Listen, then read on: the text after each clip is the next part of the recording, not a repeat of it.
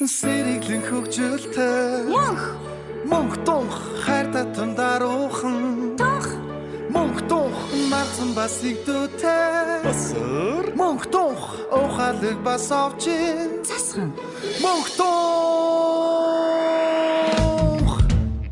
Бид адал явлын ертөнцөөр ичдийн номоор хамтаа айлан хамтаа баярлнаа эсрэг дүүрүүд байна эрэг дүүрүүд байна хамтаа тоглох хөөрхөн хүүхдүүд байна атгаачин хармагсын амнаас хэрхэн яаж муудлан гарч чадхыг манай хөрхөн супер хүчтэй хүүхдүүд хайж олно бид адал явлын ертөнцөөр ичдийн номоор хамтаа айлан хамтаа баярлнаа эсрэг дүүрүүд байна эрэг дүүрүүд байна хамтаа тоглох хөөрхөн хүүхдүүд байна мохтох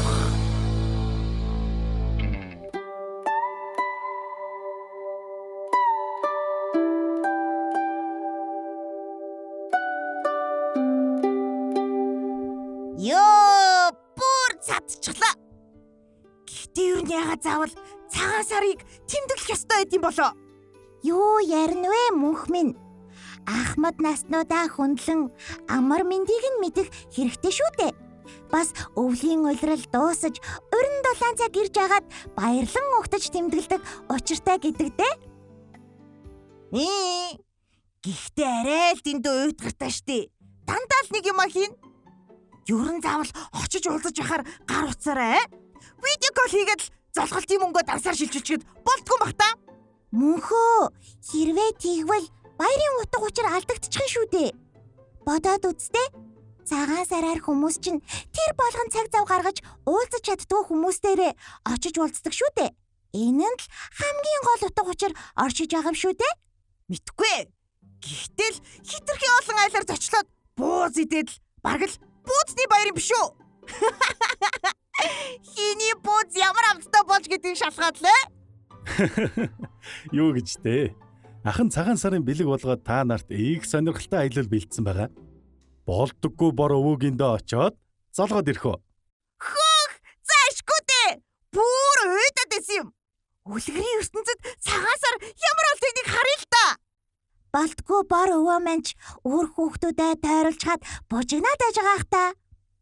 Би бүр хүлээж тэсгүй нэ. Хурдан явцгаая.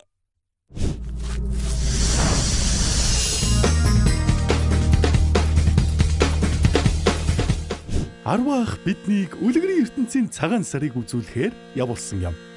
Бид болдгүй бор өвөөгөндөө очтол морины уяан хоосон, гэрт нь хүн ирсэн шинж байхгүй байлаа. Жаахан гайхаад гэрт нь яваад ортол болдоггүй бор өвөө маань зассан тавгтай эдээнийхээ ард ганцаархнаа их гонигтай сууж байлаа. Болтгүй бор өвөө.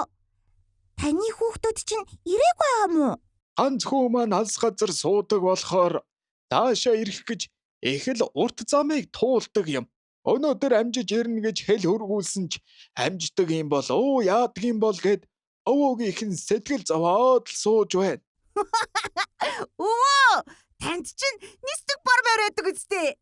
Тэрнийг л явуулаад аваад ирэх юм биш үү? Хөө маань энэ жил эхнэр хүүхэдтэйгээ ирэх юм. Ганц моройргүй одоо яаж хамт ирэх вүлээд? Өвөө нь хүлээд суухаас өөр арга алга даа. Өвөө, та санаагаа бүүч хэлээ. Хүүтэн амлсан бол хүрээд л ирнэ. Тийм шүү. Ингээд өвөө, та биднэрт цагаан сар яг ямар утга учиртай баяр гэдгийг тайлбарлаад өгч болох уу? Тэгэлгүй яах вэ хүүхдүүд минь? Та нар чинь арай өдий хүртэл энэ баярын утга учирыг мэддэггүй байсан юм биш үсттэй. Яалаа гэжтэй өвөө. Мөнх бид хоёр харин цагаан сараар хүмүүс заавал уулзаж залгах хэрэгтэй юу үгүй дээр жаахан ам зүрсэн байхгүй юу? Уулзах хэрэгтэй байлгүй яах вэ хүүхдүүд минь? Би та нарт нэг домог ярьж өгье. Их дээр үед юм гинлээ. Амнаасаа илүү хайрлсан хоёр хүүхэн нэгэн ээж алсын замд үдэж өгч л дээ. Хүүхдүүд нь эрдэм сурахаар алс газрыг зорьсон хэрэг. Ээж нь жил бүрийн цагаан сараар хоёр хүүгээ ирнэ гэж их хүлээдэг байж. Гэсэн ч хүүхдүүд нь хүрээнд их эрдэм сураад тэндээ сууршин амьдарч ээждээ очлгүй олон 10 жил хээгүүдэж гин. Нэгэн өдөр хүүхдүүд нь ээжийнх нь би их муу байгаа мэдээ ирж гин. Ах トゥ хоёр урд замыг туулан яард сандран нутагтаа иртэл ээж нь эсэн минь савсаруу сууж байна гин. Хоёр хүү гайхан учрыг асуудал он удаан жил ирээгүй хоёр хүүхэн үерүүлэх үүднээс өөр арга олоогүй тухай ээж нь хэлж гин. Хоёр хүү үүнийг сонсоод гэмэн ухаан ээжээсээ өршөөл ирж энэ цагаас хойш хоёр хүү жил бүр сар шинийн баяраар ээжтэй золохоор ирдэг болсон юм гинтлээ. Их сургамжтай домог байгаа биз? Сар шинийн баяраар олон ах дүүс цуглан сансан сэтгэлээ дэвтэж амар мэндэ мэдлэлцэн хол ойрын сонин хажнаа хуваалцахад энэ баярын утга учир Монгол өв занжлын маань үнэт зүйл оршдог юм шүү дээ. Тийм байна аа өвөө. Нэрэл амьд харилцаа гэдэг ямар чухал хэлээ дээ.